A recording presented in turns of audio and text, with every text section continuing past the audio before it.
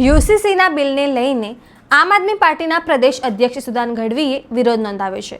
તેમણે ખાસ કરીને લવ મેરેજ, લિવ ઇન અને સામાજિક પરંપરાઓને લઈને વાત કરી છે. નમસ્કાર, હું છું ચંદ્રિકા પુત્રી નિરાલી. આવો સાંભળીએ ઈસુદાન ગઢવીએ વધુમાં શું કહ્યું. સમાન નાગરિક ધારો કરવો છે. સાંભળજો તમે. હવે તમે વિચાર કરો, એનાથી મોટી વાત આવું તમને કે એમણે આજે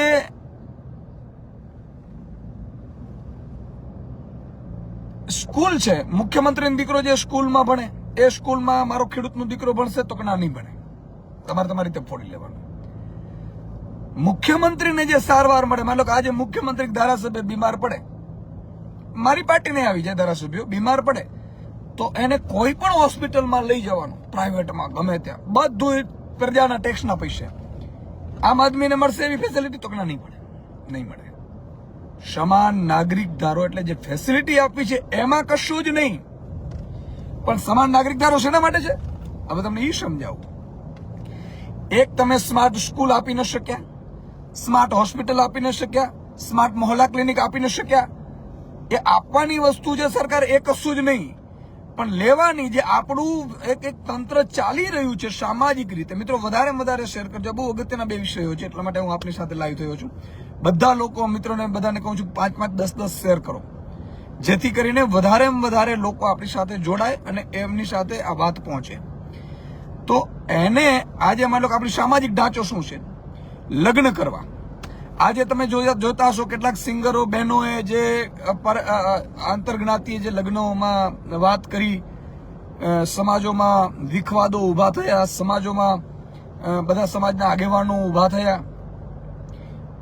બધાને આ વાત બધાને અસર કરે છે. તમને આશ્ચર્ય થશે, સમાન નાગરિક ધારામાં તો આ લોકો લિવ ઇન ને પરમિશન આપી દીધી, કાયદેસર કરી નાખ્યું લિવ ઇન રિલેશનશિપ. આજે તમે વિચાર કરો, આપણે જે સામાજિક ઢાંચો છે, આજે હું છું, મને હોશ થાય, આખા ગુજરાતના કરોડો વાલીઓને, માતા પિતાને એમાં હોશો થાય કે ભાઈ મારા દીકરા કે દીકરીને લગ્ન કરવા છે. આ થાય કે ન થાય મિત્રો? સાચું બોલો, થાય કે ન થાય? થાય ને. એમાં ભાજપનો નેતા હોય કે કાર્યકર્તા હોય કે બીજી પાર્ટીનો કાર્યકર્તા નેતા, બધાને પોતાના દીકરા કે સંતાનોના લગ્ન કરવાનું હોશ હોય.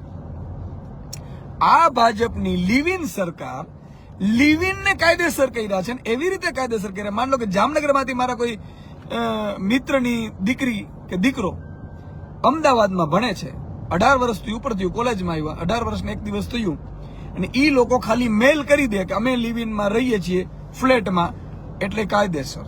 પછી એમાંથી 1 વર્ષ પછી સંતાન આવે તો કાયદેસર. એટલે માતા પિતાનો તમામ કબજો છે દીકરા દીકરીઓનો, એ સીધો ઉડાડી દીધો સરકારે. મિત્રો, આમાં તો તમે કંઈક બોલો. આપણી ભારતીય સંસ્કૃતિ શું છે? આ પશ્ચિમી સંસ્કૃતિ છે આપણી. અમેરિકામાં તમે લિવ ઇનમાં રહો, તમે જે કરવું હોય કરો ભાઈ, એ અમેરિકાની સંસ્કૃતિ છે, આપણી નથી.